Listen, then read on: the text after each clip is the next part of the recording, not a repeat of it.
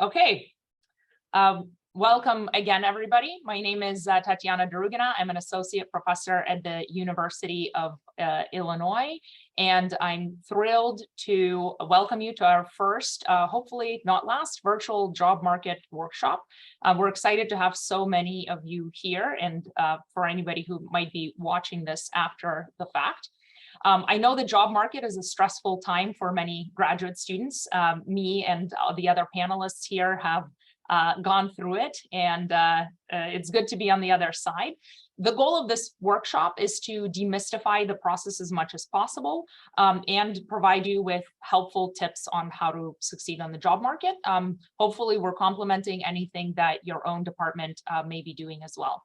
So in this first session on general job market strategies, we have three great speakers lined up. We have Amanda Egan, who's an assistant professor at Rutgers, Akshay Jha, who's an assistant professor at Carnegie Mellon, and Malesh Pai, who's an associate professor at Rice. Here's how the workshop will work. Each of our speakers will take 15 to 20 minutes presenting their thoughts on general preparation strategies. Then we're going to have up to 45 minutes for questions and answers. So be sure to be thinking of your questions as the panelists are talking, and I will moderate the session as well as the Q&A. So with that, I would love to turn it over to our first speaker, Amanda Egan. Hi. All right. Thanks. And thanks everybody for being here. And thanks, Tatiana, for organizing. I know we're all so familiar with Zoom, and now I feel like it's been so long since I've done Zoom. But hopefully I did this right so far. Let's see. You see slides in a full screen? Awesome. Thanks for the thumbs up. Okay, so I did prepare some slides, although I do kind of want to make sure that this is not too formal, but just to give you some background on me and myself. So I, as Tatiana said, I'm currently an assistant professor at Rutgers University. Hopefully, if we do this again next summer, we'll be able to say associate professor at Rutgers University. We'll see, fingers crossed. So I graduated from the University of Chicago in 2013. So my first job market year was 2012, 2013. And after that job market season, I took a postdoc position at Princeton. I'll talk a little bit more about that as I talk particularly about two-body issues a little bit later. Then I did the job market again in 2015, 2016 after my postdoc. That was a very limited search. I only applied to 10 positions that were basically driving distance from where I was. Again, I'll talk a little bit about that later, but I'm sure you can kind of see where that's going. And I was lucky enough to land a position at Rutgers University, where I am now through that second job search. And on Rutgers, I've been on the hiring committee 2 times, both times when we were hiring somebody in applied micro. So I have experience both on the job market candidate side and also on the hiring side that I can speak to as well. So, you're thinking about the job market. Many of you might be going this year. Maybe some of you are going to go at some point in the future. I think the big deadline in terms of thinking about timelines is the applications are usually due around Thanksgiving, right? You should think that you want to be done by Thanksgiving. Now, some of them are going to be earlier. Some of them might say December 1st, right? But we're usually talking about end of November, kind of beginning of December. And so you can use that to start thinking about backing out, when you need to be ready. You don't want to be rushing to finish your job market paper right before Thanksgiving, right? That's the kind of stuff that you're going to want to have done earlier. Having a good draft by now at the end of the summer that you're shopping around to your advisors and other faculty in your department, hopefully giving a presentation in your department at some point before Thanksgiving, some point before the end of November, so you can get that practice and also that feedback. But I think of that as kind of like the goal, right? You're kind of trying to hit the end of December, starting those applications probably at the beginning of November so that you're done by then. Part of it is a slog. You're going to be applying likely to a lot of jobs. It's going to be hard to do 100 applications in one day, in 2 days, right? You want to kind of pace that out. And so in that sense, if you're thinking about that working backwards, you want to be able to start sending those applications.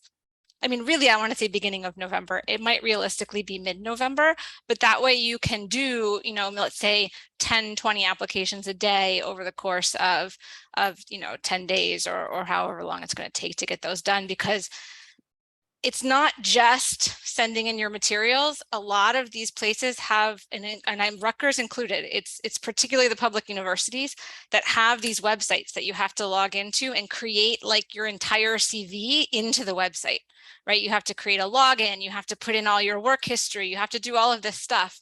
And so it can really be a process. It's often not as simple as just sending an email with your letters of recommendation and your job market paper, although some of them I think are that simple. But you should be prepared that some of these applications are going to take a while just administratively, just creating the passwords and the logins for some of these websites. So as you're thinking about the end goal of being done around Thanksgiving, around the end of November, that means you got to start earlier, right? That means everything has to be kind of ready earlier. What is that everything that has to be ready? You know, the main components of your application are going to be the 3 letters of recommendation from your advisors or the other individuals on your committee. You might have 4, some people do have 4, but most part it's 3. Some application systems won't even let you upload more than 3. You should be aware of that and kind of aware of which 3 you want if you happen to have more. Your job market paper, your CV. Those are kind of what I think of as the most important components, right? Now, some places are going to require a teaching statement, a diversity statement, additional research papers, and a cover letter.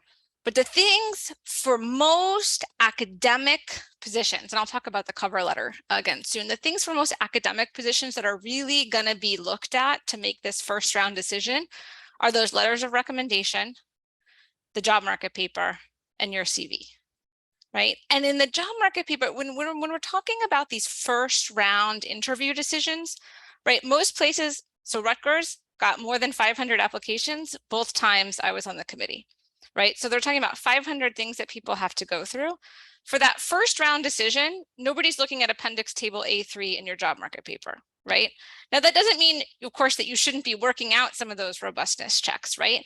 But the thing you should be spending time on is the abstract, the introduction, right? Motivating why your question is interesting and why the way you chose to answer it is a good one, right? That's what's going to matter, not that you did the 17,000th robustness check. Now, as you get into your job market talk, right now, January, February, that's when that stuff's going to matter because people are going to be raising their hand asking you about those robustness checks. But in October, November, to the extent that you're still working on your job market paper, I would make that work very focused on abstract and introduction, motivation for why this paper is good and why this paper is interesting, because that's what people are going to be looking at. And that's what you also need to convince your letter writers of, right? The letter writers are also not writing about appendix table B17. They're just not. Right? They're writing about how you came up with this idea, why it's a good one, and how it contributes to the literature. Right? So you also need to convince your letter writers of the fact that that paper is interesting. Hopefully, you've been talking about them, to them for the last 2 years. They support the research and the fact that it's interesting. But that for the first round decision is the part that's going to matter, right? So to the extent that you're working, I would be definitely focused there. Because basically what's going to happen is after the applications are in, the job search committee at the university is going to meet and review those 500 applications. They'll probably have some system. The way it was here is we basically split up the applications by field.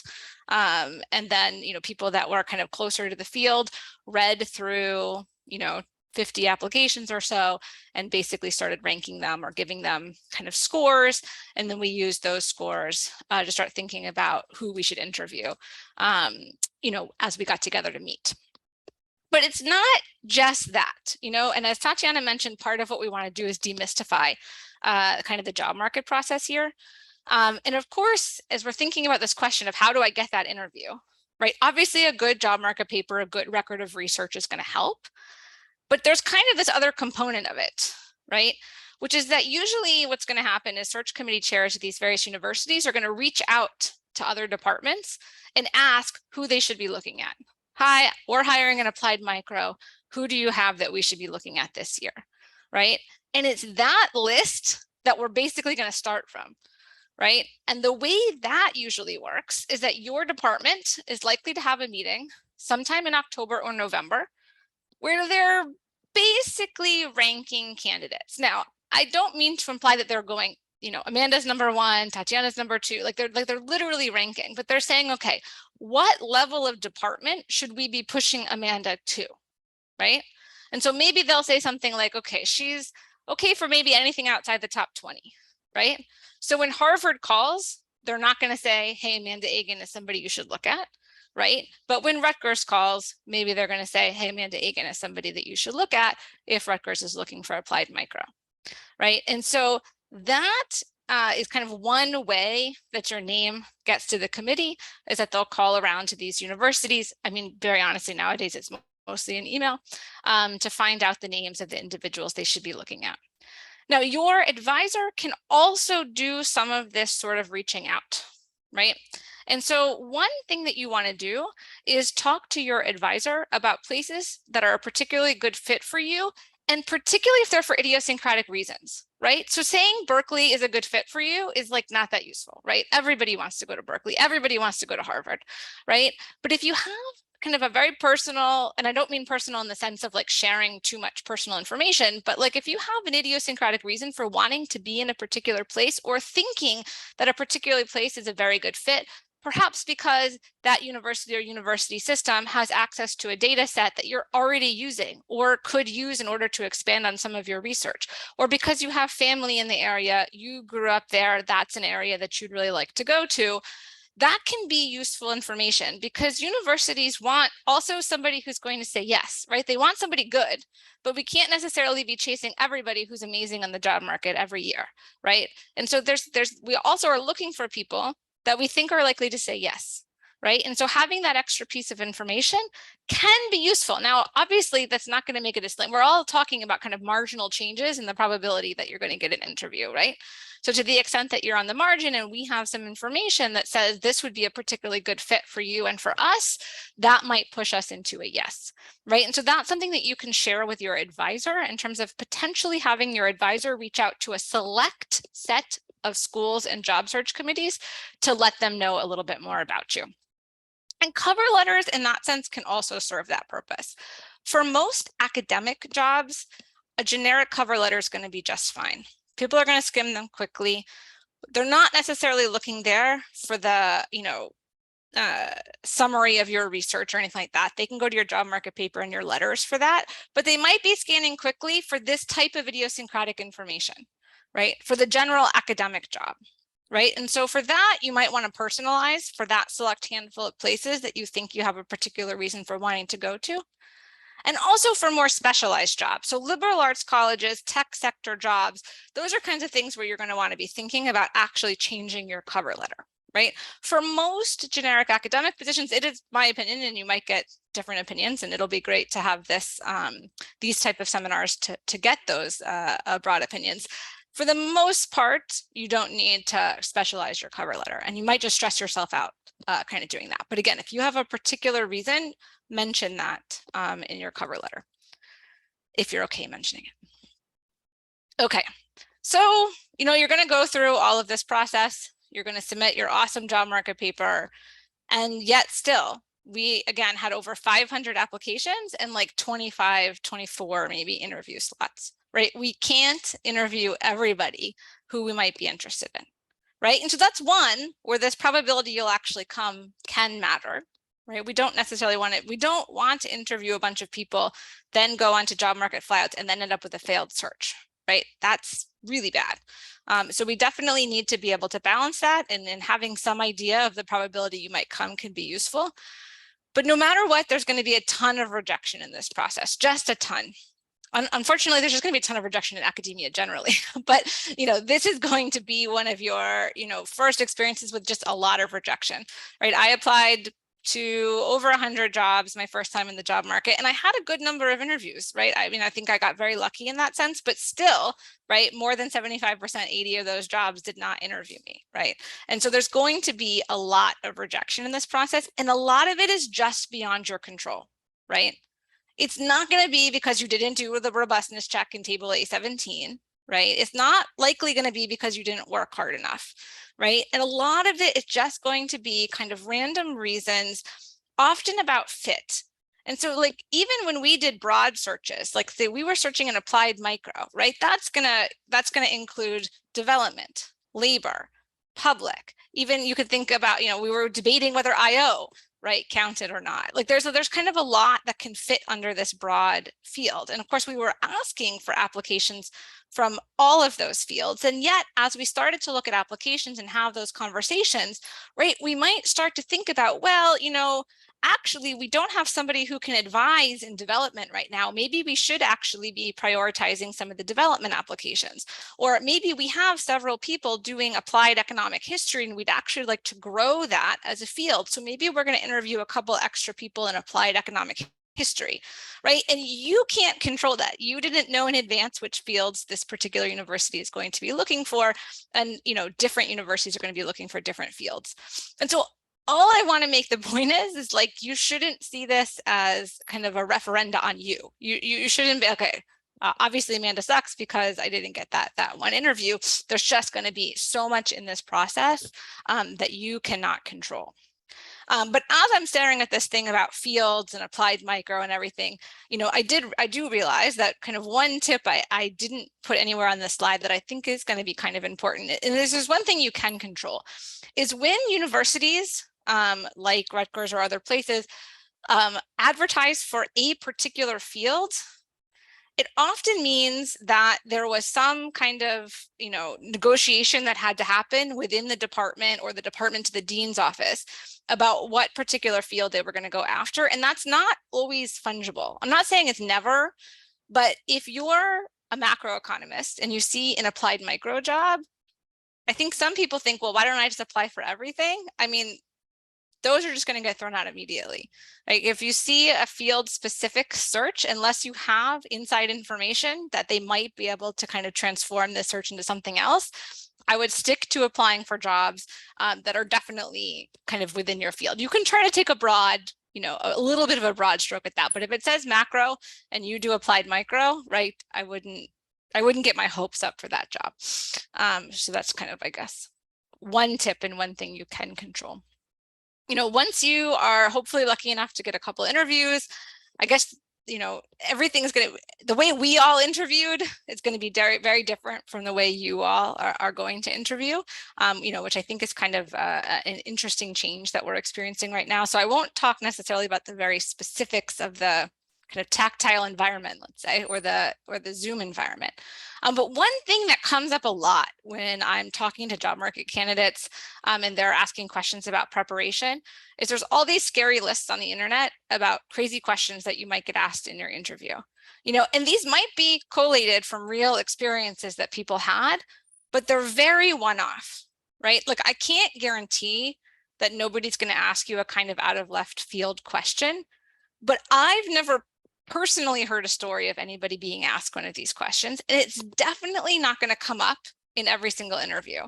But I've also known job market candidates or graduate students where I am in other places who have spent a lot of time stressing themselves out in the month of December trying to like come up with answers to all these crazy questions that they see on these lists.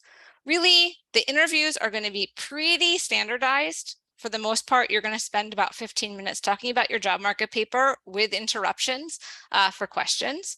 Then there'll be likely a question or kind of allowing you to spiel about one other paper to the extent that you have other papers on your CV.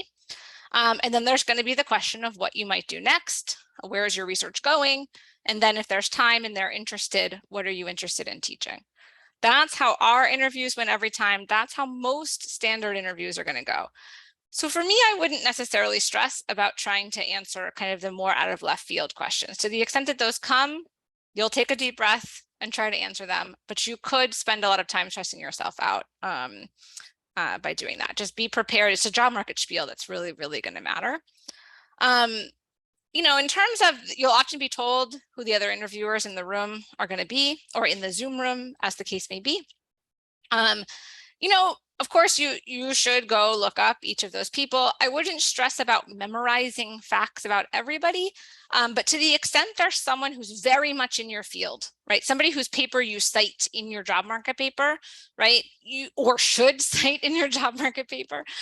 You should know that, be aware of that, maybe make a nod to it, know that that's the person that's likely going to be leading your interview and asking you questions, right? And so what you're really looking out for is those people who really have a close connection to your particular job market paper and your particular work. And actually, I suppose the one other thing is, to the extent that you have several other papers, if there's somebody in the room who's closely connected to one of your other papers, that's likely going to be the one they're going to ask about, right? If they're very interested in, you have some papers on trade and this one on development and immigration, and there's somebody in the room that does development and immigration, right? To the extent that they ask you about another paper, they might specifically ask you about that one. So that could just help you prepare a little bit. The what might you do next question is kind of trying to understand where you're going, really help us understand who you are as a researcher, right? I think your best bet, to the extent that you can, of course, is to try to make it connect to the work that you already have, right? So the committee can kind of see your trajectory towards a portfolio that will make you an expert in a particular field, which is what they're looking for in order to tenure somebody. So, and I say this because I think when I was in the job market in 2012, 2013, and I replay some of my interviews in my head, when people asked what else I might work on, it gave them all these ideas. I just had like these interesting, what I thought were interesting ideas that were really kind of apart from a lot of the research I was already doing. And look, nobody said to me afterwards, you didn't get an interview because you were, or you didn't get the fly out because your future trajectory looked kind of crazy. But just seeing it from the other side, it is much more coherent if you have kind of your next step or your next paper that sort of, works off of some of the stuff that you're doing in your job market paper or in some of your other papers. So it kind of tells a coherent story about who you're going to be as a researcher. It's also not a contract. I can guarantee you most of the colleagues that have hired you or any of us probably don't remember what we said in terms of what we're going to do in the future, right? And so I'm not saying to lie, I'm not, or anything like that, but like, you also don't have to think that you have to pursue this particular project if it's not going to end up to be feasible, or if your research kind of changes in a different direction. But hopefully it's also something feasible, something you've started on or know how to start on. I've applied for this data from X organization. They say that I hopefully should get the data in about 2 months, and then I'm going to be able to do this particular analysis on it, is useful to say, oh, wouldn't it be great if I could study, the labor market impacts of the returns to a PhD at a top university with no actual feasibility in terms of how you're going to study that or what your research design would be, is just a little bit less helpful in terms of thinking about what those next papers are.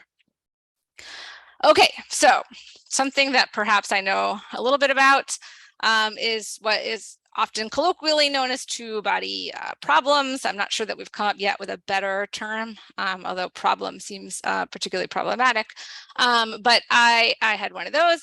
So I met my husband when I was in graduate school, and we were both in the job market at the same time in 2012, 2013. So just a little bit of background on that. For me, I applied to, I think, about 130 jobs in that 2012, 2013 job market. And then I took one I never applied for, which was a postdoc at Princeton, where my husband also had a tenure track offer, right? So again, lots of randomness in this process. Probably no way I could have predicted that was going to be the outcome. But basically, if you're going on the job market with somebody else, there's often two strands of advice, and the people who give you those advice are going to be very insistent that they are correct about how you should handle this problem, which means there is no actual right answer with how you should handle this. But the two strands of advice are basically, don't tell anyone, right? Individually optimize your outcomes, and then sort of figure out what you want to do with the offers that you have at hand, but that you don't want to screw yourself by telling somebody that you have a partner, and then that person won't even give you the interview or the flyout. So maybe you want to just maximize individually and then kind of go from there. And the other is to be upfront about it. And so we took the be upfront about it tactic. And I realize now that Tatiana chatted me about 8 minutes ago that I had 5 minutes. So I will wrap this up quickly. Maybe you guys can ask questions in the Q&A if anybody has any two-body issues. But I kind of go with the upfront about it tactic, which because often you can find places that really kind of want to try to solve these problems that can open up opportunities that didn't exist. And you don't want to go to a place that doesn't want to help you with your partner. So here are some random tips that I'll just leave up on the screen for a minute. Have a website, have links to your papers, and little things matter way less than you think. Okay, thank you. Great. And while the participants are reading that, I will introduce our next panelist, Akshay Jha.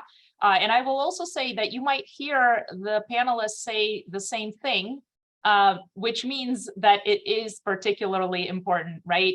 There was some coordination in preparing this, but not full coordination. And again, if somebody says the same thing, that means it's probably something that's worth paying particular attention to. And with that, I will turn the floor over to Akshay. And you're muted.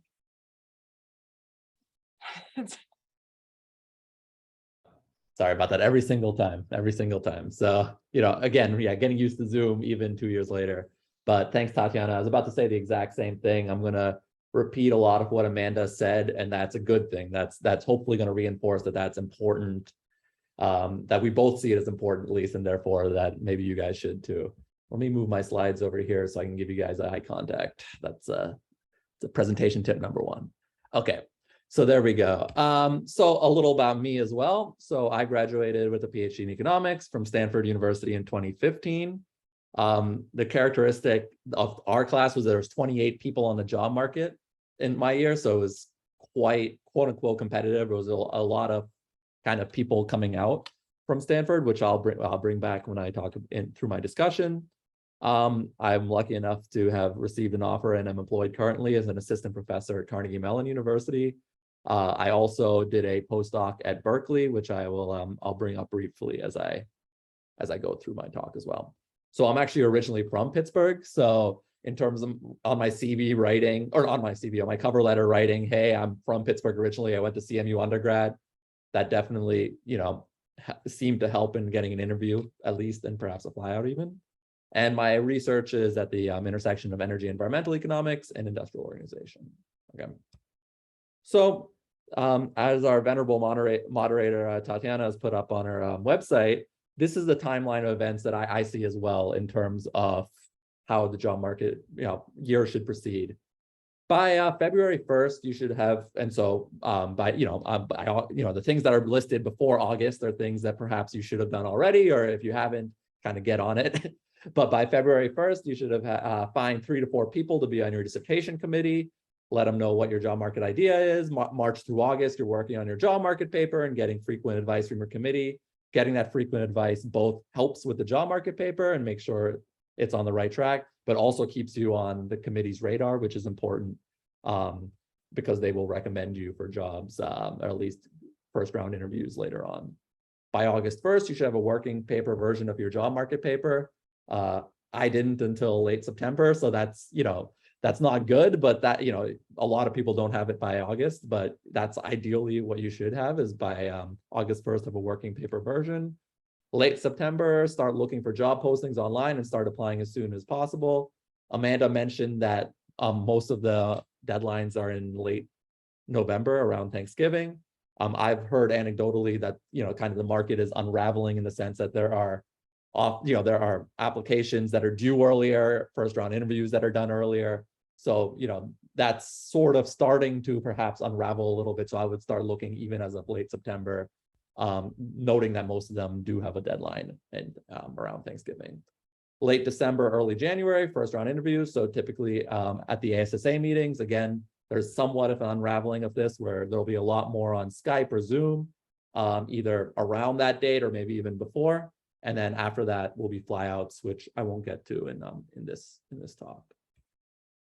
So, things that should have been done by now, obviously have a job market paper, but wrap up work on the job market paper if you haven't. Again, I'll echo Amanda's point that Appendix A3 doesn't really matter. The point is, kind of have a core of what the paper is about in terms of abstract intro. Even results in the main paper can change between Thanksgiving and when you actually do the interview or the interview and the flyout. typically what people do is they have a link on their PDF to, hey, click on this link to download the latest version of the paper from my website. Some people don't do that, so I would try not to change too much about the paper, but you can do that. You should do that as well, and feel free to make some changes to the paper afterwards. So there are huge gains to the reason to have the job market paper wrapped up early is that there are huge gains to being polished. It's not just about how technically sound you are or how cool the paper is. Being able to explain the paper in a way that people can understand, and that just takes practice, is first order. It's perhaps more important, than what's in the paper is how you explain it. So being polished is key. And then the other thing is put up a website. I'll echo Amanda there from her last slide. So this is something I had no idea about, but internal marketing can be just as important as external marketing. So check in with your dissertation members frequently. You want to be on their radar. You want them to, they will have your best interest at heart, but you want them to think, oh wow, this is somebody who's really exciting. I want to call all of my potential contacts and get them interviews there. So you really do want your dissertation members, all of them, to be very excited about you. And as Amanda mentioned, most departments internally rank the set of students going on the market from their department. So in my case, there's 28 people that I went out with. So there's no way they're going to have me, with 28 people, you have to allocate which people get allocated for which interviews, right? So if somebody calls and says, who should I interview for this job? It's 1 out of 28, right? So I'm not going to, so in this case, horizontal differentiation helped me a lot. I was the only energy environmental candidate out of 28 people. I was also an industrial organization candidate, but let's just say I didn't get any industrial organization interviews, which kind of makes sense. There's a lot more people going out from Stanford in industrial organization. So they said, okay, this is the best EEE candidate. So they, that's what the placement director said. That's what the advisors said. Oh, industrial organization. Okay, he does that also, but EEE is a thing, that's what he hangs his hat on. That's what he's the best at out of the 28 people coming out of Stanford. So that's important. If your department has internal talks, so this is echoing Amanda as well, get a slot to present. I would say by late October at the latest. Certainly the deadline is Thanksgiving, right, for a lot of these, but I would say even by late October. And again, the reason that internal talk is important is not just to get practice for your eventual job market talks, but to expose you to the full faculty that is part of, in my case in Stanford, but in your department. So in my department, they actually vote on the ranking of the different candidates out of each of those 28 candidates, which kind of tiers of universities should we target for them within IO, for example, what is their rank. So all of that, it's important to have an internal talk that's polished and get that ready to present internally by late October. And on that point, if they don't have internal talks or it's hard to get on that schedule, I would at least meet with faculty in your department that aren't part of your dissertation committee, but are in related fields to kind of get on their radar as well and get their networks working in your favor. Okay, so the general rule of thumb I was given was apply everywhere. So this is, so I agree that if there's somebody somewhere that says, hey, this is a macro slot and you're clearly not macro, don't apply there. But short of that, if they say applied micro, if they say development and your paper happens to be on Brazil or India, or there's any way you can sell it as development, I would say in econ terms, the marginal cost of an additional application is very low. On the buy side, so I was on the market, I was on the buy side of the market once as a somebody who is trying to find a candidate on the job market, and yes, the marginal cost is quite a bit higher for us to screen those and just throw them out, but you don't need to think about us when you're applying. And you may think, this is a place there's no way I would go. It's not in a location I like, or it's not in a type of position I like, but I guarantee you your preferences will change over the course of the market as you hear about different opportunities, as you kind of just see what the market looks like. So you do want to just, if you have any probability of going there, apply. And it's always better to have a larger pool of offers just to think through and to have for negotiating terms. In terms of the two-body quote-unquote problem, I didn't have that problem, but that was one of the reasons why some of my friends who did were thinking about doing it, not being upfront, was, hey, we would both have a large set of offers. we combine, and then at least we can negotiate with those larger set of offers. But again, no right answers. And Amanda's exactly right. There's costs and benefits to being upfront versus not as well. So many different job posting websites. I went out in 2015. I'm sure there are a completely different set of job posting websites by now. So I would just make sure not to just look at AEA, JOE, but look at the full set of job posting websites that are out there. And that goes especially true for if you want to apply to industry jobs, which have a slightly different market than what I'm describing. Oh, okay. So what goes into an application? Well, there's a cover letter. It's a one-page description of who you are, your research, and anything that might be ideally suited for your position. I italicized one page. I don't want to read more than one page. Nobody else does. Nobody is going to. And the CV should be at most 2 pages. Nobody's going to read more than that. So try to, cut things out if you think it's more than that. The cover letter, echoing Amanda, can be the same across universities, except for if you think, there's some idiosyncratic reason why you want to go, why you'd be suited for that university. For example, I grew up in Pittsburgh as well as Madison. I put those in my cover letter. Correlation isn't causation, but I got 3 interviews from Pittsburgh area places and an interview from UW-Madison as well. So so this kind of, hey, I have a reason, idiosyncratic reason to want to be there. They do read that, and that does go a long way. And a big part of whether you can get a first round interview is fit rather than quality. So that's again echoing Amanda. So it's, it's not necessarily, oh, you're just the best candidate, you're the highest quality candidate. It's you're doing something that's related to something the university can do. So for example, this university, one university had a really nice high computing, high powered computing cluster. And so they were looking for somebody who was going to do very computationally intensive work. So sell that, hey, yeah, that's something that I might be able to do. So that's another place where a cover letter might help you say, hey, I kind of fit in with this thing that the resources that a university can provide. They're typically going to ask for 3 papers, obviously including your job market paper, but also 2 other papers as well. A research statement, a teaching statement, and at least some universities I applied for jobs, they ask for a diversity statement as well.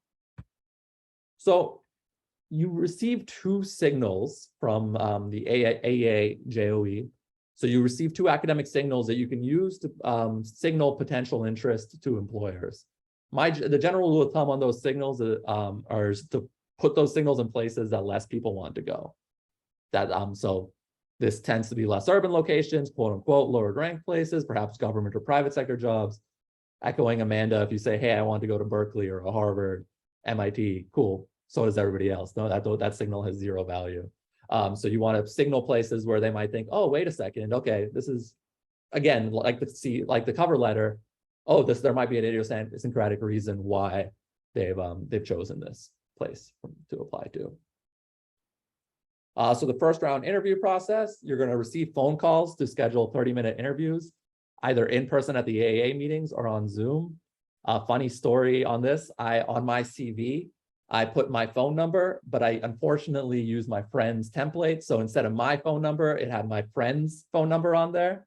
And so my friend had to serve as my, coordinator for the first round interviews. He had an Excel spreadsheet. He's like, yeah, he can meet then, he can meet then. Probably not best to do that, but my Troy, shout out to Troy, really helped me out there. So yeah, first of all, don't put somebody else's phone number on your CV, but if you do, make sure it's a good friend's. The interview will, so in terms of what the interview will be, echoing Amanda, it'll almost always start with, tell us about your job market paper. So you should have, actually, I'll kind of go to this thing.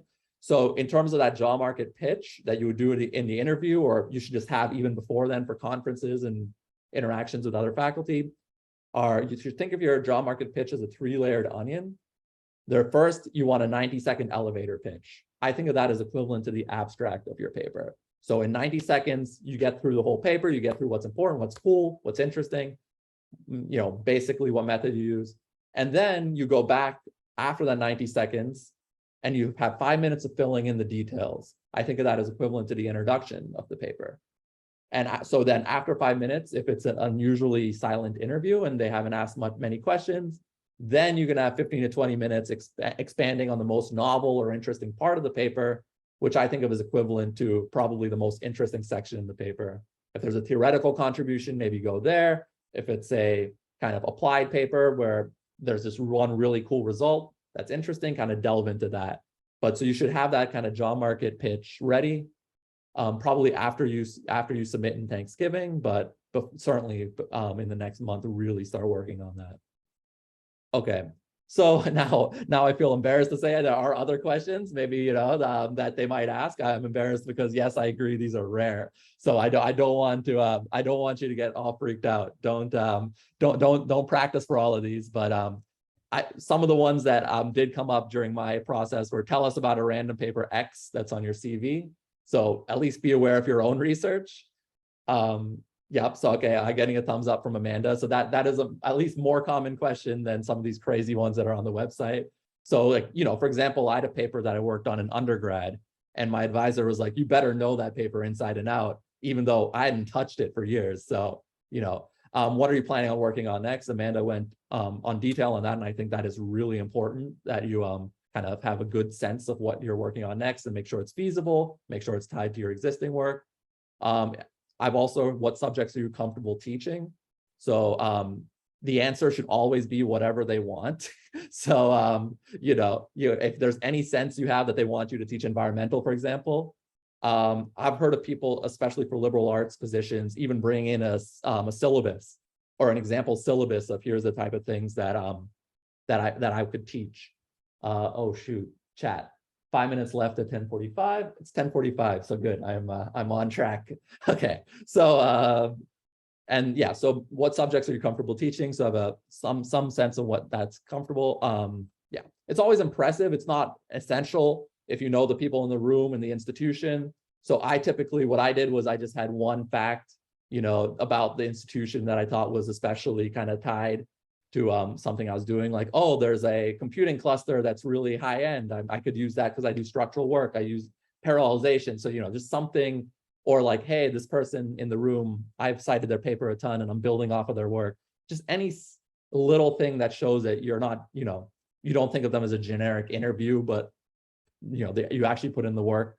It doesn't have to be big, but just one little thing can, maybe make a difference. Okay, so I went over that. So actually, one last thing, I don't have this on my slides, but I wanted to talk about the flyout. So what the flyout process is that, so you'll get called to do a flyout, you'll do one-on-one meetings with different faculty, and then you'll do your job, and then you'll do a job market talk, which is typically an hour and a half long. The only reason I bring that up now is because what I wanted to echo and reiterate and make it clear on Amanda's point that it's not necessarily, hey, I did something wrong in the first round interview, or I did something wrong in my paper or on my CV, and that's why I didn't get a flyout. It's really idiosyncratic. There's departments are looking for different things that aren't just quality, they're looking for fit and other factors. So I just wouldn't get down on yourself if you don't get flyouts immediately. And the other thing is flyouts can come quite a bit later. I got flyout calls as late as March. So it's not, it's really not, yeah, it's again, I don't despair if by January there are other people who are getting calls, but you're not. One last thing on postdocs before I wrap up. The postdoc, so I got a postdoc in Berkeley. It wasn't advertised anywhere. So postdocs are actually a lot tougher, at least in my era. Maybe that has changed, but postdocs are kind of a lot more by word of mouth. And, so I think it's, it's worth doing some digging on postdocs that are potentially related to your field. It's not just as easy as there's a website and you just apply. So I don't know if that's super fruitful, but try to find postdocs. It's useful, even if you want have an academic offer in hand to have a postdoc as well, but it's harder to kind of find. So I'll end there. What I do want to say is this advice is focused primarily on the academic job market, but absolutely do apply for and consider private sector jobs as well. The industry market works a little differently. Go to the next session. This is advertising for the next session, which will talk about the industry market and what the differences are in the process there. And there's less departmental knowledge and certainly less departmental support sometimes for industry jobs. this shouldn't influence your decision. Just because, you know, your advisors or the people in your faculty and department don't know a little bit less about industry jobs, or are, you know, in some cases I've heard stories trying to push you into a research job at the expense of what might be best for you. That shouldn't influence your decision. It's your life after all, and make sure to make the right, make the right decision for you. So I will end there. These are the references I used as well, both on the market and to make these slides. So I'll leave that up while we go to Malesh. Thanks so much, Akshay. And last but not least, we will have Malesh Pai. Hi. Yes, I do want to. I see. All right, let me try and set this up. Give me a second. While you're setting up, I'll just say, actually, like, I think those are definitely the questions that get asked for sure. Like, you should be prepared to talk about anything on your CV. It was more like, you'll see these lists that say, like, tell us the 3 most important papers in your field, or tell me about the assumptions in the last paper you read, or like these sorts of crazy things that you could, those are the ones that you said, like, those are for sure the ones that you should be prepared for. So that's, yeah. I actually do have a funny story. I don't want to take up too much of your time, but I did get asked in one interview, tell us about footnote 5 in your paper. Again, very rare, do not practice for it, but I did get asked in one interview, what did you mean by footnote 5? And I had to say, I have no idea what footnote 5 is. Can you kind of refresh my memory on what that is? There are definitely places that want to show how carefully they read your paper and are like, okay, explain the proof of lemma 2, or tell me about footnote 5 or something like that. And there's also places that have clearly not looked beyond your abstract or title and are like starting from scratch. So it's really all across the board. And just I can't, both of you have said this, but I just want to reiterate. Often it's not about you, it's about the place. Interviews will be very different. Different places have different vibes. Don't try to infer anything. Revealed preference is the only thing that matters. Okay, I'm going to keep this short. I just wanted to give a couple of other thoughts, places where I thought I could add a little more detail. I won't repeat the points. Akshay and Amanda gave an idealized timeline. I just want to remind everyone, things get late and we're trying to tell you like idealized times. And our JM coordinator, when I was on the job market, I did my PhD at Northwestern at Kellogg. Our job market coordinator was Aviv Niveau, and he told us that everything takes twice as long as you think it'll take, even after you take this into account. And I cannot stress that enough. Everyone tells you have your job market paper ready by August, and we say that because we know it's going to be October. But if you shoot for October, you will not graduate that year. So I was working on November 14th, the night of November 14th, one of my classmates convinced me, God bless him, to change my introduction. And I did change my introduction. But, stuff happens. So take stuff into account, build in Slack into the system. Like Amanda said, it's going to take a lot of time to fill out some of these applications. Putting up your website might take longer than you thought.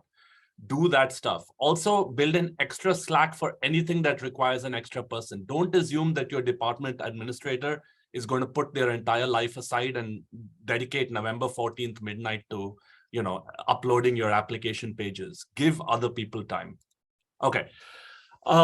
We talked about sort of the job market paper a lot. I just want to, it doesn't always get looked at, but it can make a huge difference on your margin, the other things we talked about.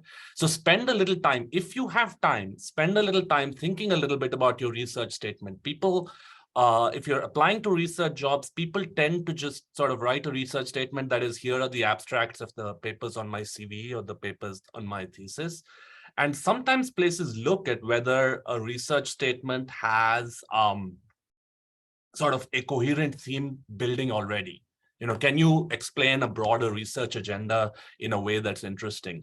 I'm not saying a lot of places will look. I'm sure most places just throw them straight, never even download them from their application website. But on the job market, I remember getting a couple of compliments about my research statement. And that means someone was looking and it made a difference somewhere on the margin. Teaching statement. Again, this is something that will be looked very closely, especially at places like business schools and liberal arts schools and other places that pay a lot of attention to teaching. So if you can talk in more detail about your teaching philosophy, if you've taught a class, describe in more detail what happened. These things can get you over the edge in terms of interviews at those places. And again, diversity statement. This is not just a box that some schools are looking to tick. A lot of places are looking at this seriously. And if you have sort of, whatever you can contribute in terms of either diversity or fostering diversity or what you have done in the past, this is a great place to advertise it. So take, on them, of course, your job market paper is going to be sort of part, 99.9%, but you have no idea what makes a difference on the margins. So don't just do a pro forma job if you have time. Signals, I can't stress enough how much once these signals are underused, especially outside sort of top 25 places. These signals do start to make a difference.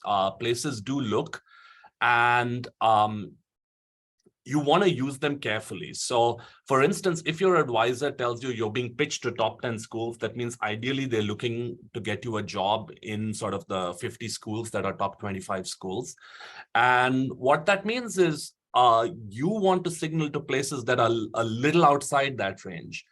And then, work backwards. So if your advisor tells you they're looking to place you in a top, in a research institution, maybe you want to signal places that are trying to become Division I research institutions. So when you do this signaling, you want to add a little bit of text on why you're signaling. The recruiting committee, if you gets a list of the signals that were sent, but if they don't, if they just see a signal, they might not take it seriously. If it includes a little text on why the candidate is signaling to this particular place, at least we know that you've thought about it a little bit. This also goes into your cover letter. So, you can personalize a couple of cover letters, may or may not get looked at, but personalize them. I had different slightly different cover letters for School of Arts and Sciences departments, for business schools, and for private sector jobs. So you can change, even if you don't fully personalize your cover letter, maybe you can highlight different sides of you for different kinds of jobs. Think about that a little bit. The job market paper spiel, we talked about this a little bit. I want to stress this enough. I cannot stress how much I find that people are under-prepared relative to how important this is. That once you get an interview, people are going to put a lot of weight on how you perform in that interview. And that interview is majorly going to be about the spiel that you have for your job market paper. So your basic spiel shouldn't just be prepared, it should be memorized. In my opinion anyway. I mean, it wasn't just that I had mine memorized. We worked with our classmates. I had friends in my program. We worked with them so hard that I could actually give their spiel. There was one talk where one interview where my roommate was coming out and I was going in and I was going to just give his spiel and check if anybody noticed, but it was Stanford. So I said, no, let's take the process seriously. It shows, even, you might think, oh, I'm on Zoom, I can just surreptitiously look over at my notes, and it shows. If you have memorized it, you can do other things to make the talk better. Remember, us, the committee, I've been on multiple committees. Often we're sitting in 15 interviews in a day. Find a way to be memorable, have more voice pitch, have more modulation, emphasize the results that are important, pause. And it's easier to do these things when you have this memorized. Like Akshay said, it's an onion. My timings are slightly different than his, but you want a short elevator pitch, then you want the deeper summary. The one thing I'll say about the full spiel is don't just have a wall of text that you've memorized, memorize modules. So memorize one module that is, for instance, if you're doing a theory paper, memorize one module that is the model, memorize one module that is sort of benchmark results, one model that is the main theorem, one model that is proof ideas. if you're doing applied work, for instance, you might have a module on the data, a module on the estimation technique. I know nothing about data, so I should really shut up now.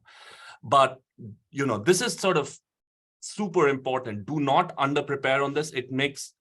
I cannot tell you how many times we had a great candidate with a great job market paper, wrote these letters, sent them off. They had star advisors, all of that. They gave a bad interview. You write to the place and say, guys, you have to interview this person. You just have to, or you have to fly out this person. They're amazing. And they say, yeah, but they gave a bad interview. And, what are you going to do? The paper comes out in Econometrica 3 years later, but the job shot is gone. So focus on this part. Other questions, we talked a little bit about other questions that might come up in the interview. You might be asked to talk about other research. I was definitely asked also to talk about a paper that I listed from my undergrad. You might be asked to talk in more detail about things. You shouldn't, going back to Amanda's question, point about joint, two body problems and so on. It should be your choice on whether to volunteer information. You should not be asked questions about this legally, but you might be. I hate to say this. I hope it doesn't happen to you, but I have heard occasions where sometimes it's asked completely innocently by someone who forgot to attend job market training. Sometimes it's asked in knowing violation of the rules. Don't be, have a strategy in mind for this one. And of course, have a strategy in mind more generally if you're dealing with a two-body problem. Non-academic employment. I just want to repeat what Akshay said about tech employment, especially. I have been particularly lucky that I never worked full-time at tech, but I have stayed connected with tech. It's a interesting alternate career path that is becoming more and more important. I mean, becoming a larger and larger employer of our PhDs. So Amazon now has something like 400 economics PhDs, believe it or not. Excuse me. And a lot of other tech companies are sort of see the value of having people who are economics PhDs. So I have friends who are economics PhDs at Google, at Facebook, at Airbnb. Don't sleep on these jobs. These jobs don't, they may or may not directly come to the AEAs or the European Economic Association, but increasingly some of them, Amazon, for instance, is directly listing. There are also your advisors will probably have friends or contacts who work at these institutions, work at these places. These are not, often they're not research jobs, but they're research adjacent. They're intellectually very interesting and incredibly remunerative. The numbers are sort of off the charts, extra digits relative to faculty jobs and so on. So, don't at least apply so you have an idea of what your of what your option set is, feasible then optimal, right? So I'll stop here and I guess we can take questions. Thanks for your attention. Thank you so much, Malesh and Amanda and Akshay. Though that was very informative. So now we'll move on to the Q&A portion.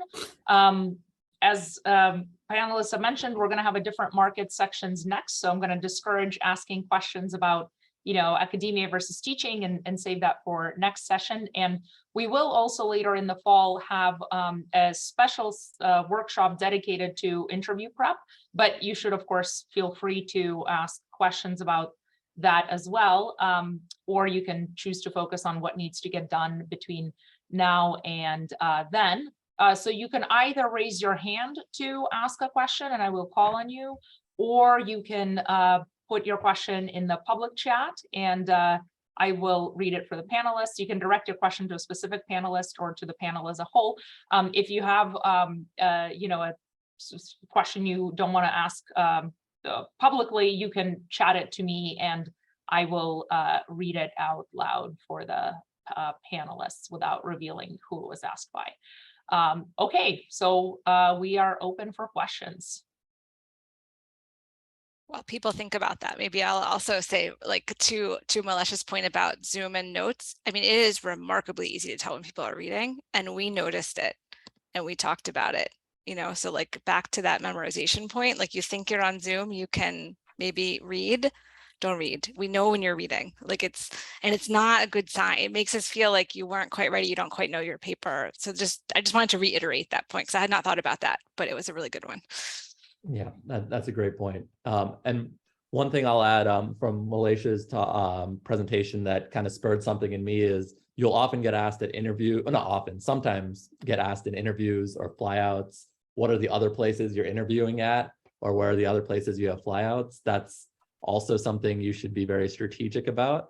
Certainly, if you don't have any other flyouts or don't have any interviews, that's, so there's this, you also have something prepared for deflecting that question, or sometimes it might be helpful to list a partial list. I listed I have an interview at X place that's slightly higher ranked than the place I'm currently at. That sometimes is, so be strategic and have that in mind. It's a question that could be asked, even though I don't know if they should ask it. Anyway. Okay, so I think the first question came in through the chat. Is doing a postdoc first helpful for academic jobs? Does it make the candidates more competitive? Where can we find postdoc positions? Are they through personal connections? Anybody wants to take that? It sounds like Akshay and I had kind of potentially similar experiences in getting postdocs that were perhaps not exactly advertised. So I think it can work. So there are postdocs that are advertised through the Joe that you apply for and that you can get. I guess maybe we can step back for a second. I don't know if it's obvious to everybody, but in some sense, there's two models of postdoc. There's the postdoc that you do for 1 year when you already have a tenure track job that's coming up next. So often, particularly kind of at the top of the market, the kind of as the market is clearing, there are some places like Princeton, I don't know if this is exactly what happening at Berkeley or anything like that, that will kind of pick some of the people that they didn't quite hire, but kind of want to have around for a year or two to give them a postdoc for a year where they're going to defer their other position. Those are usually things you're not applying for. Those are kind of personal connections, networks, people kind of met you on the job market, want you around for a little bit. And then there's the sort that you apply for that kind of, you do that for 2 years and then you go in the job market again. Those tend to be in the Joe, although you might also find about them more informally, and we can learn more about the Berkeley position in a second.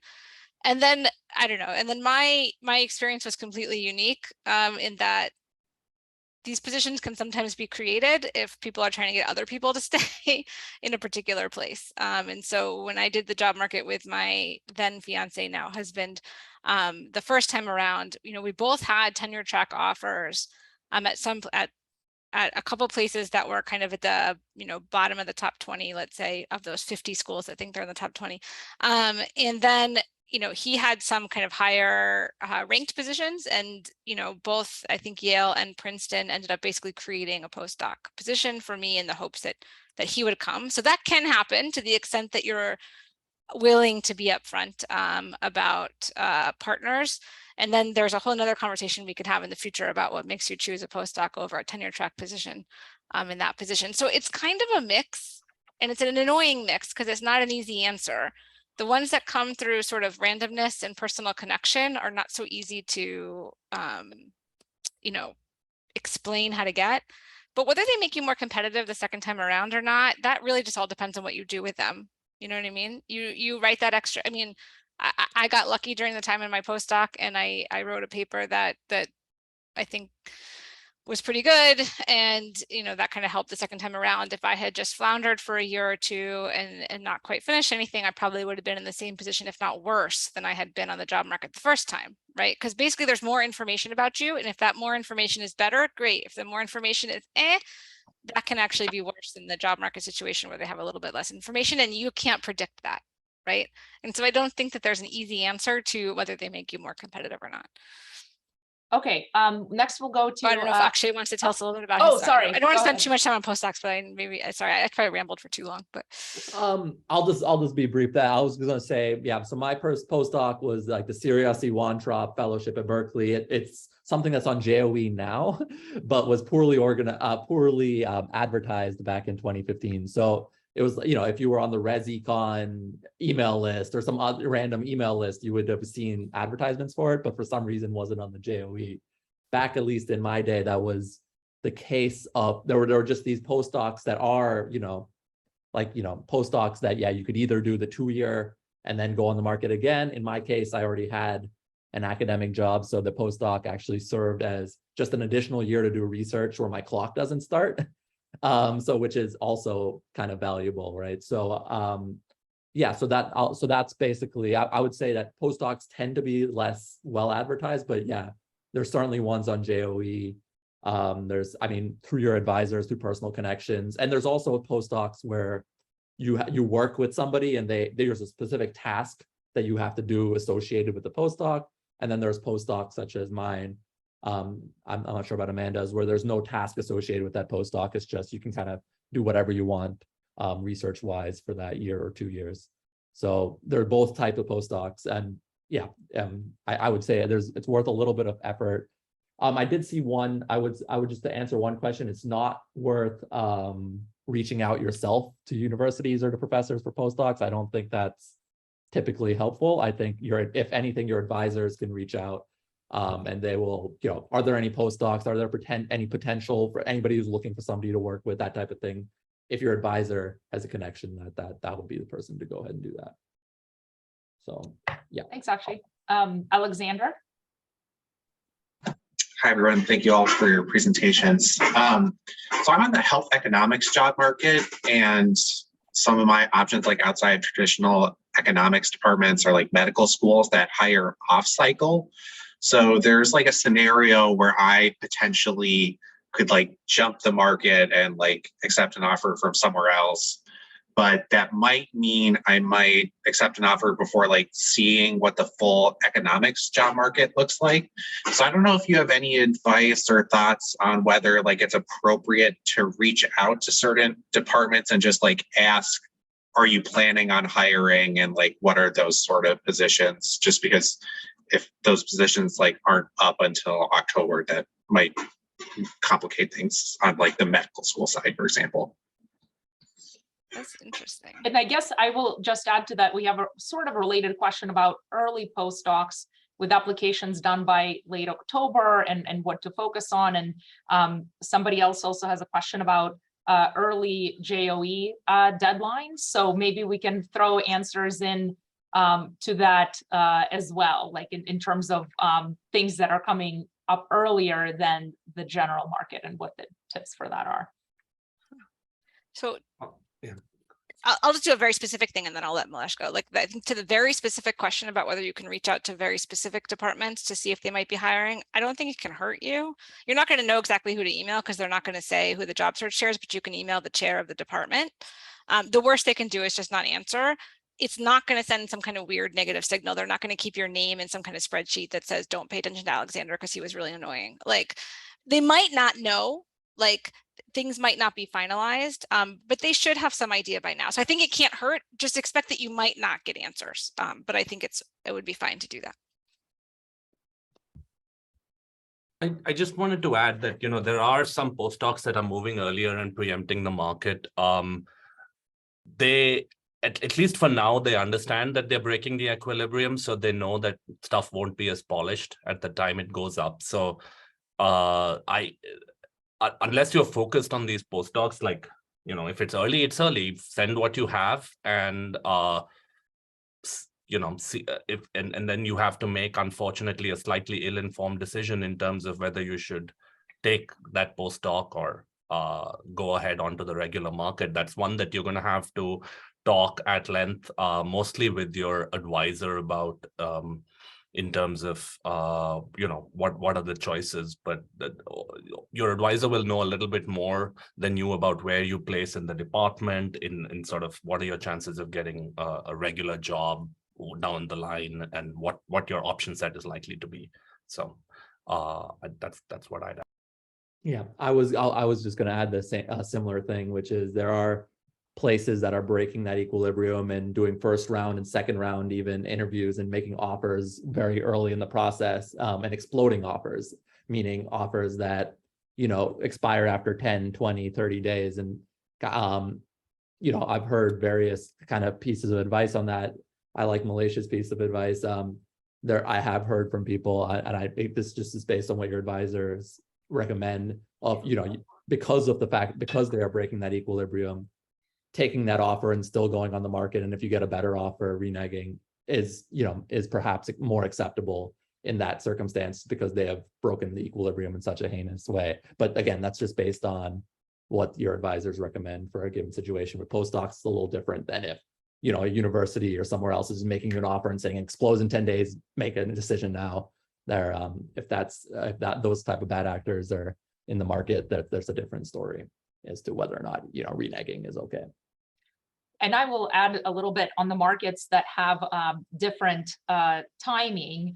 This is where talking to the advisor can be really helpful because they can tell you where you're they have a much better idea of where you're likely to place if you don't accept an offer in the early market and wait until the later market. So, if Harvard Medical School makes you an offer early, and your advisor says, well, you're probably not going to get Harvard Econ, that's one situation versus if you get an offer from a low tier medical school and your advisor says, I think you can place at a really good econ department, then you might want to wait until the later market. So I think in these situations, staying in close touch with your advisor or advisors who really know your packet, because they also know what's in your recommendation letters and you don't.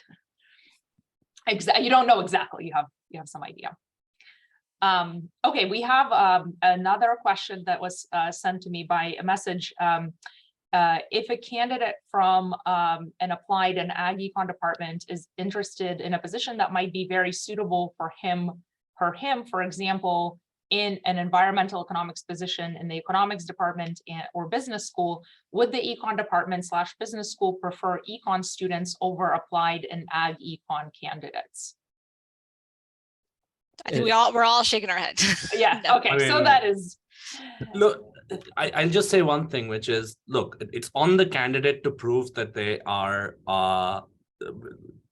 to prove that they're up to this task, or whether they're ag econ or econ. But I think places have started to look broadly and they started to look carefully. And one of my close friends, for instance, is an ag econ or environmental school PhD, is an econ professor at MIT Sloan. You can, hopefully we're removing some of this racism from our profession. One thing I will add is your set of advisors or your set of letter writers perhaps could reflect, if they're economists themselves, that's certainly going to be no problem at all. But if they're all people who are outside of econ, then that's a different story. So definitely choose a set of advisors based on your or try and get an econ advisor on your committee just to open up the networks and make sure your application is looked at. The hard part is getting your application looked at. That's right. And I think these are true for policy schools also and other things that are kind of adjacent to econ. If you have econ advisors, if you're doing economics research and it's good, that's fine. Nobody, maybe Harvard cares, I don't know, but we don't care. Great. So let's talk a little bit about letter writers. How long in advance should candidates inform letter writers? 1 month. Is it okay to have a letter from someone outside your committee, such as a co-author from another university? So maybe we can talk a little bit about these questions and just the general strategies of managing your letters, which you do not have full control over. So I don't know who it is who's asking the question. If they can clarify, you mean like informing the letter writers of where you're applying, or informing the letter writers that they are your letter writer? Because those are two very different questions. Oh yes, that is a good. The second one, informing them that they are your letter writers. Oh, to more than a month. Time. Yeah. Okay. So that's great. Thank you for clarifying. So only because I'm going through this with Momin, never mind. I won't say this. Early. Because here's the thing is the letter writers, they want to have time to talk to you about your research and also give you advice and input into your job market paper, right? And so likely you have a main advisor you've been talking to, since your dissertation proposal or whatever. But for those other two, like by now, if not earlier, I would suggest that you've told them so that they have some opportunity to really like work with you on your job market paper, hear a practice presentation, give you advice and input, learn about how you think, because you want them, if the letter is just a regurgitation of the abstract of your job market paper, that's not so helpful, right? And so having, I mean, obviously the ideal is that you've been talking to 3 people for the last 2 years or whatever, but I understand that that's not going to be the case for everybody, but that you want them to be your letter writer, I would say buy now. If there's anybody here who's going on the market in the fall who doesn't have all 3 letter writers lined up, email that person right now. Ask for a Zoom meeting, talk to them, everything like that. I would like to second this as strongly as possible. This is literally the worst thing that happens, and somehow it happens every year. There are students who will reach out like a week before saying, oh, I thought you were my second letter writer or third letter writer. And it's I mean, because we also want to write about, oh, we gave this student, like, we can, if you've worked with us a little bit, we can write something like, oh, I pointed the student to this sort of sub idea, and they were able to do this robustness check based on my idea, and they took that idea up nicely. If you've just emailed them a month before, there is no way that we are your advisors. We're just sort of summarizing your research and what we've seen from the outside. So, you know, the more time you give your letter writers, I mean, if I don't know if all of you who are attending are going on the job market this year. For those of you who are further away from the job market, take time now, make it clear as early as possible to as many of your letter writers that you intend for them to be your letter writers, and start, you know, working towards that relationship. Yeah, completely thirded. What I would say is, so I was kind of embarrassed. I was in the spring before my job market, and I'm like, I don't really have a job market paper yet or anything like that. And my primary advisor was like, no, now's the time to reach out to those second and third people who you want to be on your committee, because yeah, they want to shape the paper. They don't, if you hand them a polished paper, great, they can read it and say, good, you're going to go on the market a week before. That's not going to give you a good letter. They want to shape your thoughts on how the paper and shape the paper. So as early as possible is, I mean, and by now for sure. So if you haven't done it, do it like pretty much, you know, right after this. Yeah, so third on all of that. And I will terms also, of, oh God. oh, go ahead. Oh no, if you're going to speak to the same point, you should do that. Yeah, somebody was also asking about, you know, what if your letter writer doesn't want to do isn't going to have the letter ready until December 1st, but you want it by November 1st. Here, it's also important to tell your letter writers when the letters would be due.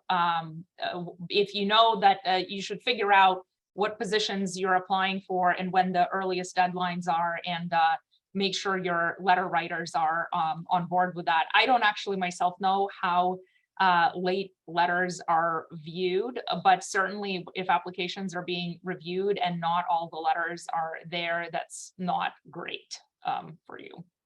And we will, and to be very like demystifying or whatever, like we'll consider a packet that has just 2 letters, particularly if it's, I mean, it needs to be complete before like some deadline for like administrative purposes, but like I wouldn't freak out if you really can't get this like curmudgeonly guy to give your letter before December 1st. Like that's a little annoying, but like it's likely that if a place really wants to look at you, they'll still look at you, and they might actually just reach out. Like I did reach out themselves to the person and say, hey, we're trying to consider, you know, Tatiana, but we're missing the 3rd letter and we need it.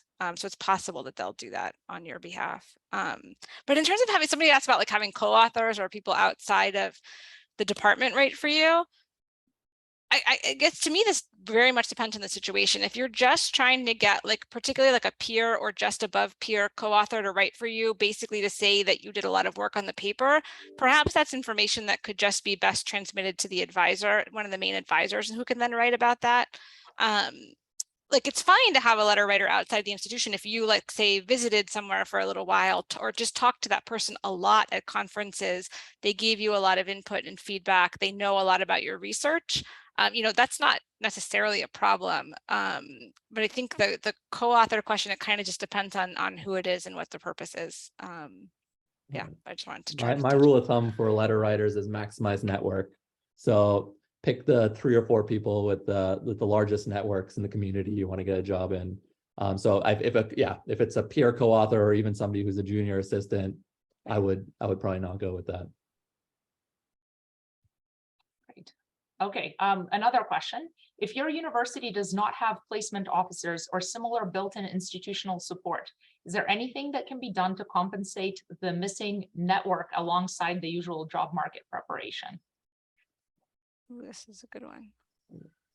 And okay, so I think there's two different situations where I've seen this happen. One is somebody who's like in a postdoc, who's no longer attached to their university, who then has no natural home for like the job market website and everything like that. In that case, I've often advised if the person sees if their previous institution will allow them to be placed on the job market website and to be part of those phone calls and everything like that. You know, then there's always I mean, there is like Twitter and your advisors, and, you know, I wouldn't downplay Twitter. Like, I mean, I think there's a lot of people who are on there paying attention to the extent that you can get some of your research out there, and the fact that you're on the job market, that can, you know, if I'm sifting through things and I remember your name, I might just be more likely to pause a little bit longer and take a little bit of a closer read. And, you know, whoever is writing that letter just might need to do a little bit more work on your behalf, if that's possible, of making phone calls to their to individuals they know, particularly departments that you think might be a good fit. Yeah, I don't know. That's my brief. Yeah, I'll just, you want, I mean, sort of also what Akshay said last time about, you want to find a few people who are in your corner. Unfortunately, that means you'll have to work harder to find those people. They're not just naturally there by being at your department. But I think, you know, between Twitter and like sort of whatever field or subfield you're in, if you have time, go to conferences, try and find mentors who will sort of root for you and set you up with the right set, you know, keep an eye out for opportunities that you might not have access to and so on. So it's, I mean, unfortunately, if you're at an institution that doesn't have this built in, you're going to have to do a bit more work. But I think there's a lot of well-meaning people out there who provide public goods who would be, you know, if you're doing good work, they will find the time and the effort to help you out. Yeah. I'll just echo one thing Malesh said, which is when I was going on the market, the advice was don't present at conferences. Certainly don't present your job market paper at conferences. I think that advice is outdated, and I think that advice, you know, is especially untrue for people who are going on the market from places without kind of that built-in system. Getting yourself out, presenting versions of your job market paper at conferences is a great way to build up your network, especially if you can't rely on an existing network. Yeah, so I would say go to conferences, just echoing that point as well. Thanks. So another question, how important is previous experience lecturing when applying to a research institution? So like, if we're talking like an art, like any of the institutions that we're at, my guess is not, it doesn't really matter. You know, obviously if we're talking about liberal arts colleges, if you're talking about a visit, like a teaching position, then it really matters, but we are not paying that. I mean, there's no margin where we're like, oh, well, this person has taught before and this person hasn't, so we're going to hire the person who's taught before. We're really paying attention to the research. I don't think it, and in fact, I was advised very strongly not to teach when I was at Chicago. Now I know that there are going to be places where that's not possible, and that in order to fund yourself or in order to whatever, then you need to teach, and that's not problematic. But the advice, at least 10 years ago, was to not spend the time doing that if you don't have to, because it's going to take away time from research, and for research positions on the margin won't benefit. Liberal arts colleges, I think you better have some teaching experience, is my understanding. Agreed. Great. Okay, and then in your experience on hiring committees, do the eventual hires have postdocs? Depends. They might, we're not looking, I don't think any place is looking for no place I've been involved with has been looking for a person with a postdoc. A postdoc, for like Amanda said, can help if it has, you know, helped you extend your, you know, it can help you if you've fully fleshed out your research agenda or made you into a more complete researcher. But per se, you know, and in some places can be a negative because maybe you just start new projects, but you have just 2 more years, no publications, no length on your CV. And then it also depends on field. I'm a theorist. There are very few theory postdocs, so we almost never hire a theorist with a postdoc. But in some applied fields, it's sort of strongly recommended that you do a postdoc because it just takes so long to publish finish and publish a paper anyway. So this is very field specific. Yeah. Great. I don't think we we don't look for a postdoc or not. It's just based on what your job market paper, based on your existing CV. We actually don't even necessarily look at the number of years out from getting a PhD. So if you're 5 years you got your PhD versus 6 years you got your PhD, it only starts to matter maybe it's 7, and now I've heard even 7 doesn't really matter, it's 8. So it really is about when you're in that interview room, what your CV looks like. It doesn't matter if you have a postdoc or not, to a first approximation, at least at CMU. Totally agreed. Okay, if you think your question hasn't been answered, if you don't mind asking it again, in case I lost track. Otherwise, we are open for more questions. Oh, this is great. Okay, this is a private message. How do we choose our job market paper amongst our 3 thesis papers? Is it mandatory for it to be single authored? Ooh, good one. First of all, congrats on having 3 3. papers that you Exactly, they had to choose from. Very good job. Proud of you. Yeah, say that first. I'd say, okay, let me say a few things other than congratulations. But one, seek advice on, it's sort of supposed to be your best paper, the one that best advertises your work. Generally, it's disadvised to have 2 job market papers where, most people just don't have 2 papers at that level of polish. So it's going to be even if you have 3 sort of papers, one is going to be the best, most polished, deepest paper that best exemplifies sort of the highest run rate you can hit at as a researcher. So ask for advice, ask around on which one of those papers that should be, or maybe you have a strong opinion, that should be your job market paper. On whether it's, there's less of a stigma with co-authored job market papers, but it is still non-zero, and part of the problem is one of signal extraction. I don't understand why it's the case in our profession that we care about solo authored job market papers, because I never wrote a solo authored job market paper, a solo authored paper again. And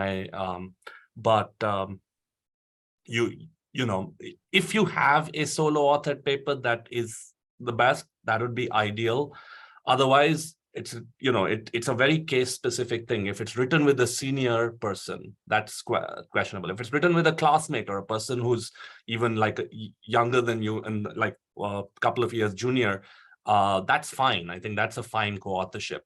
So you need to, but if it's sort of, so for instance, if you're a job market candidate and you're co-authoring with, let's say, a 3rd-year junior faculty, that's acceptable. But if you have an option, maybe you should have a long conversation with your advisor about which of these papers you should go on the market with, because there is a discount attached with co-authoring with someone senior to you as a job market paper. Agreed. The one thing I'll add is it can't be published. So I don't know. That's the only thing I'll add. So if it's a published paper, it can't be the job market paper. I don't know why that is, but that's at least anecdotally seems to be the rule of thumb. Another problem that never came up when I was I know such issue. I was just getting rejections weekly. That's right. So while we wait for more questions to come in, I will ask a question that I think I know the answer to, but I think it's good to say out loud.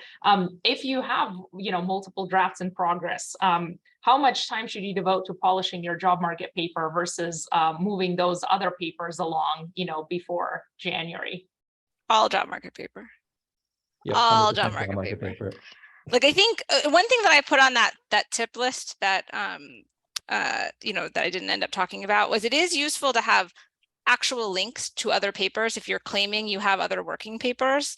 Like we are checking, I go to the website and if I don't see an actual link, I'm like, but I'm not reading it. Like when I click on the link, I'm mostly going, yeah, okay, this looks like you've actually fleshed this out and like have some results.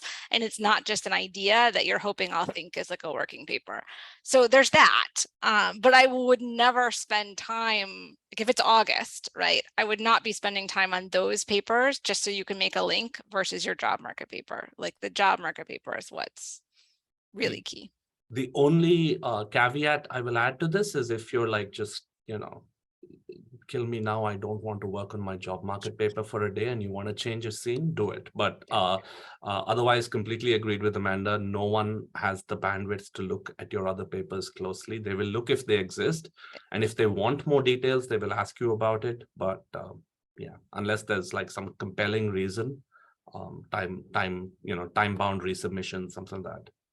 Yeah, and if you're in kill me now mode, don't work another paper. Just get some sleep or go on a hike instead. That's true too. Yeah, Get back to the job market paper. do not underestimate the value of taking an evening off. I think it's true. It's a very stressful time from August through end November. Then you get a little bit of break, and then it becomes stressful again. Don't underestimate the value of taking a day off, spending a day with your partner, with your close friends. I took an evening off to watch the US Open finals. I took an evening off, I'd taken Sunday off to watch some football games. Whatever it is that floats your boat, just do it. Right. Okay, suppose that somebody has terrible teaching evaluations because they had to teach to fund their PhD. How much of a problem is it? Do you have to share them? Like that's my own. Don't include them in your packet. Like, yeah, that seems like the most straightforward thing. I mean, unless they like. I would not look at a packet that doesn't have teaching evaluations, even though you taught and go, oh crap, those must be terrible. Like I just would. I'm not even looking for teaching evaluations. I don't know. So maybe that's bad advice. I'm not sure, but. I would, yeah, I mean, if I definitely wouldn't lie if it's brought up. Sure. But talk about why they're not at the level you wish they are and why you think you are a better teacher than your current teaching evaluations. Like have answers prepared for the downsides. Your ratings are what they are. If you, for instance, if they're bad but on an upswing, you can point to that, how you learn, stuff like that. So what you're going to improve on, what you've now figured out that you need to improve on. Having looked at these, now I know that the students want notes, and so whatever.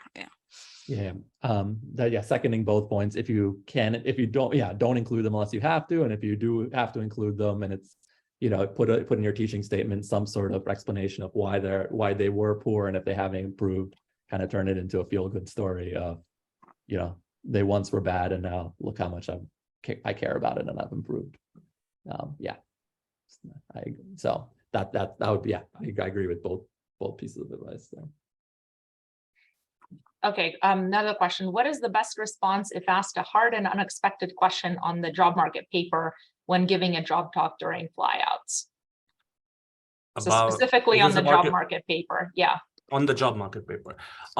It is okay to say, I do not know the answer immediately. I will email you back, but take a note and answer that, email it a day later. You get a lot of value for actually following up.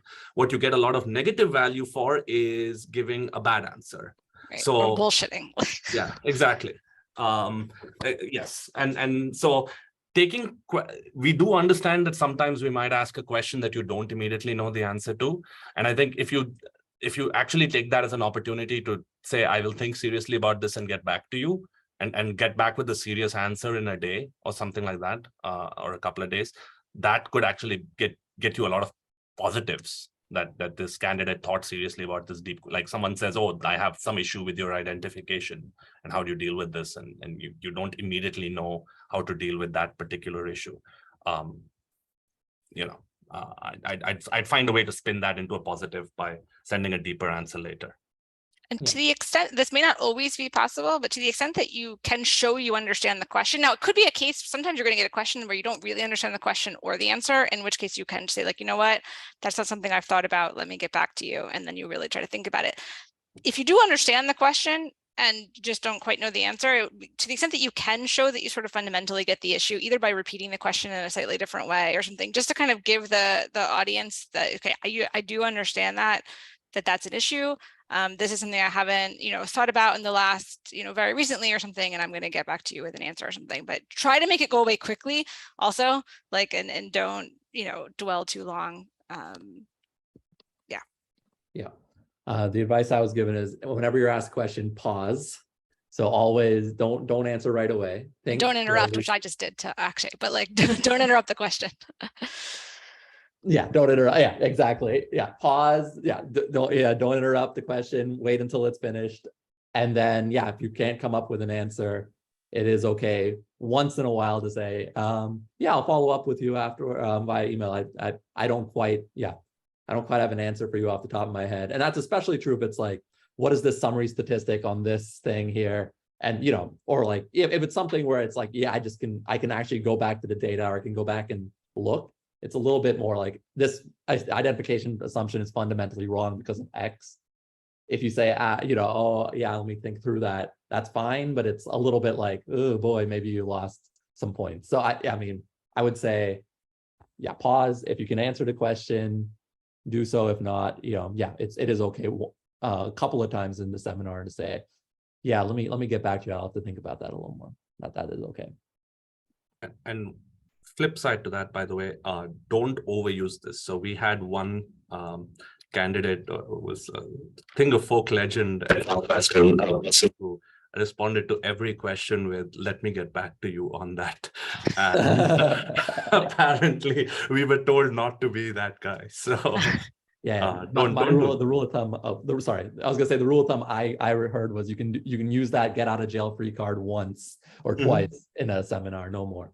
Yeah. So you get that, keep that in mind. you get one or two get out of jail free cards, but not too many more. And one thing I want to mention that's somewhat related is I did this. I don't know if this is something that you guys did or you recommend even doing, is I sent a thank you note to every person I met one-on-one.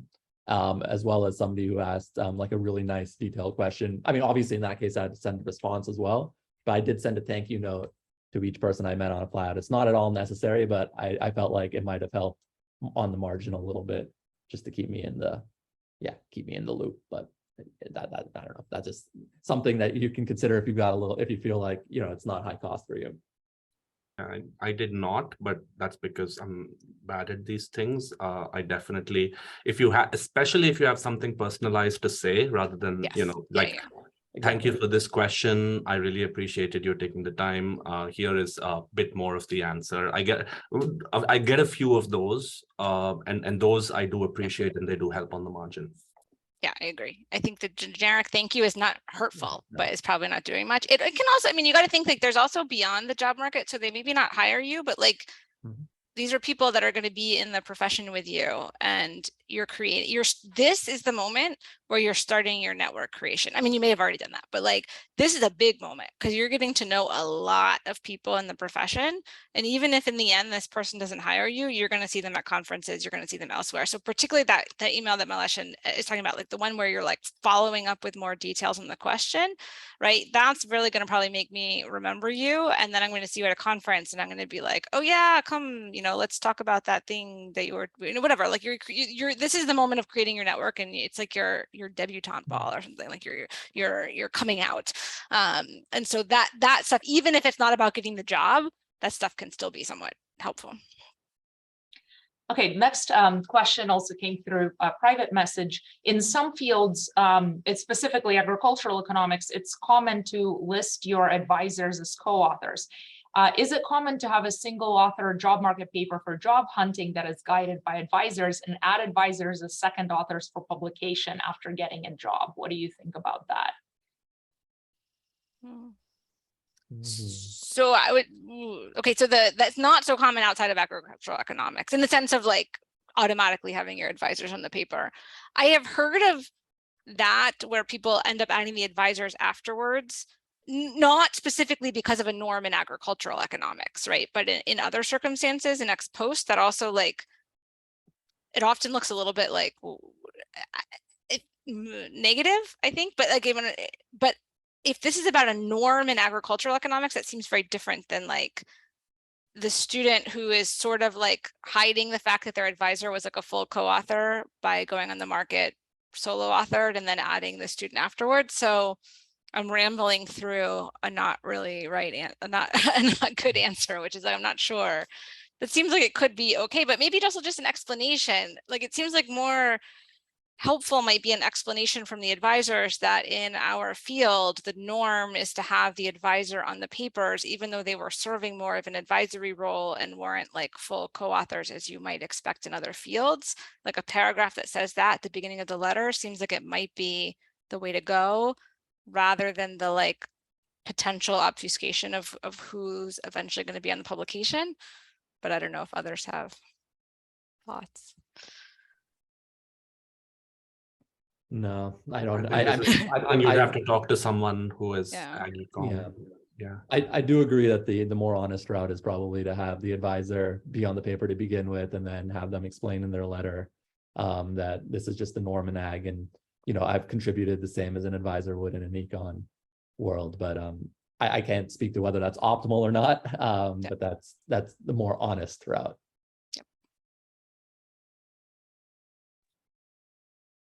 Okay, so I think in the interest of keeping us on time, we're going to stop here, or maybe I'll see if any panelists have any parting thoughts before we wrap this up. I think you guys covered a lot. Yes, we did cover a lot, and this recording will be made available if you want to go over it. Maybe we'll also see about getting the slides and sending those out as well.